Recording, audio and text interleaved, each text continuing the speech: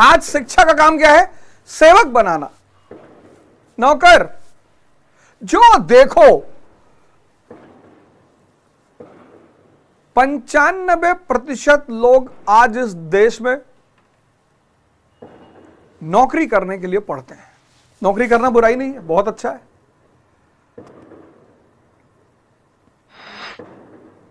बहुत अच्छा।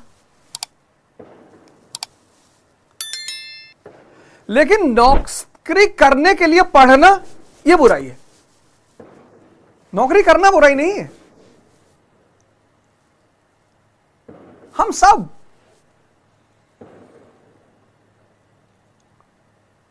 हम मिडिल क्लास के लोग,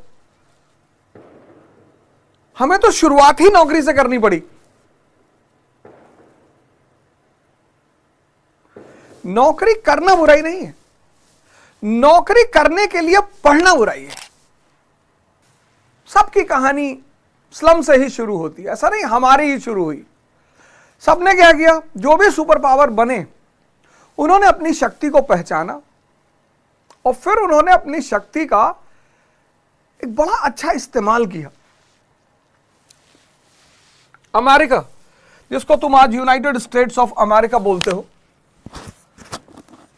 यह बन गया सुपर पावर। कहानी कहां से शुरू हुई? स्लम से। और कहानी कहां पहुंची? Super power.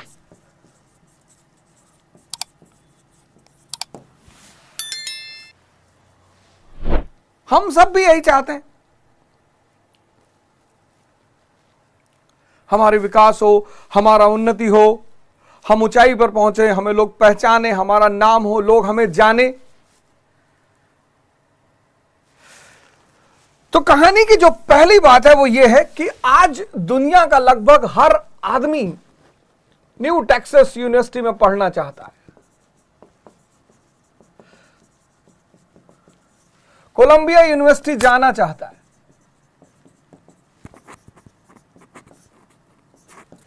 स्टैनफोर्ड यूनिवर्सिटी में कोई कोर्स ही कर ले, बॉस्टन यूनिवर्सिटी में बस नाम आ जाए। पूरी दुनिया के लगभग सबका सपना है। डॉक्टर अंबेडकर तो यहीं से पढ़े, कोलंबिया से।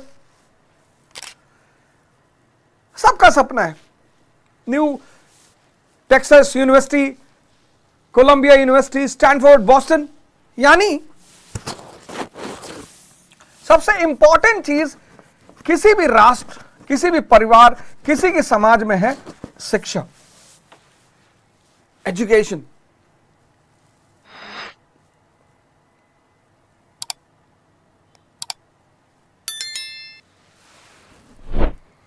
बताओ, अफगानिस्तान की यूनिवर्सिटियों का नाम है ही नहीं। बताओ किसका सपना जाना है कि जाके अफगानिस्तान पढ़े? किसी का नहीं।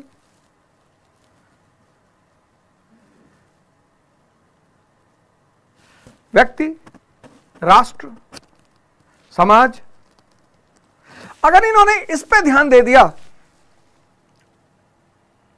पहला,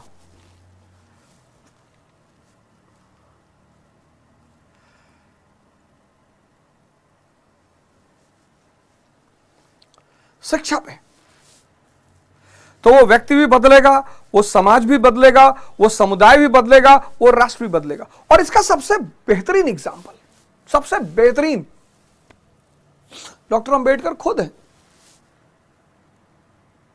जिस समाज ने कभी उनको स्कूल में साथ बैठने नहीं दिया, ड्राफ्टिंग कमेटी का चेयरमैन बना दिया।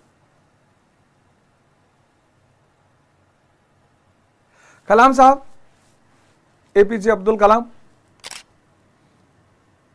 और भारत जो देश है वो तो इस मामले में दुनिया में एक बड़ा अनोखा देश है। भारत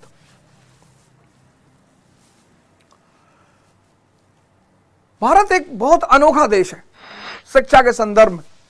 भारत कहता है, जैसे आज टेक्सास, कोलंबिया, स्टैनफोर्ड, बॉस्टन, ऐसे किसी जमाने में तक्षशिला,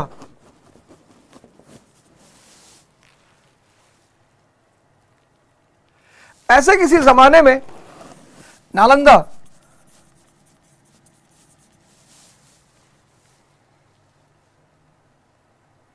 और इन यूनिवर्सिटियों को बाहर के राजा महाराजा, श्रीलंका, चाइना, यहां के राजा महाराजा, चाइना अपने यहां के लोगों को भेजता है कि जाओ। ह्यूमन किस लिए आया भारत?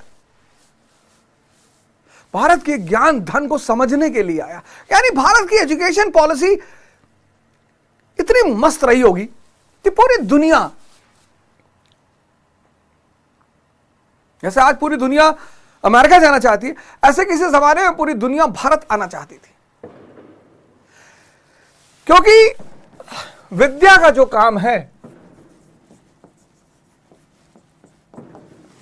वो है विवेक को पैदा करना। यह इतनी बड़ी शक्ति है।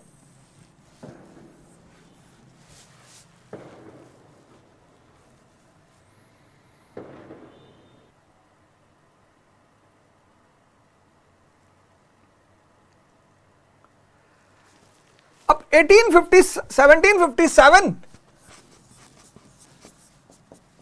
ईस्ट इंडिया कंपनी का भारत पर कब्जा हो गया। कंपनी जैसे रिलायंस कंपनी है, ऐसे ईस्ट इंडिया कंपनी, इसका भारत पर कब्जे की शुरुआत, बंगाल पर कब्जे की शुरुआत, कंपनी 1830 तक पहुंचते 1830 तक पहुंचते एक भारत के एक बहुत बड़े भूभाग पे, लार्ज पार्ट ऑफ इंडियन सब कॉन्टिनेंट पर इसका कब्जा 1830। अब देखना भारत की शिक्षा के साथ कहां से खेल हुआ और उसको हमें कैसे इंप्रूव करना है, क्या करना है हमें। तो 1757 से भारत पर कब्जे की शुरुआत, 1830 कंपनी का भारत के एक बहुत बड़े भूभाग पे कब्जा। अब 1757 में 1765 में इन्होंने बंगाल, बिहार, ओडिशा पे कब्जा कर लिया। 1799 में इन्होंने मैसूर पे कब्जा कर लिया, साउथ इंडिया पर इनका कब्जा हो गया। 1816 में इन्होंने महाराष्ट्र के रीजन पे कब्जा कर लिया, मराठा।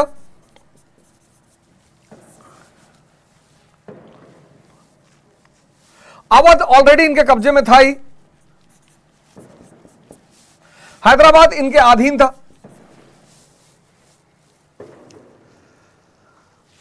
मैप में देखो, मैप में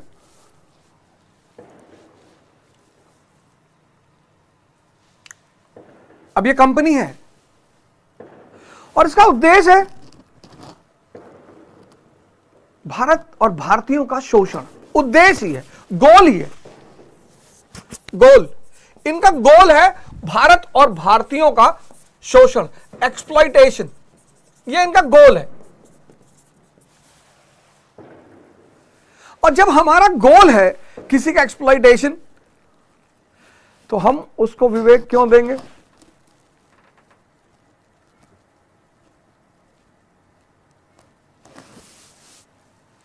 अगर उसका गोल है, किसी व्यक्ति का गोल है शोषण, हम उस व्यक्ति को विवेक क्यों देंगे?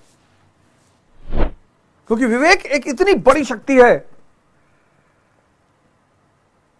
कि कोयले को हीरा बनाते हैं। ये बात समझना।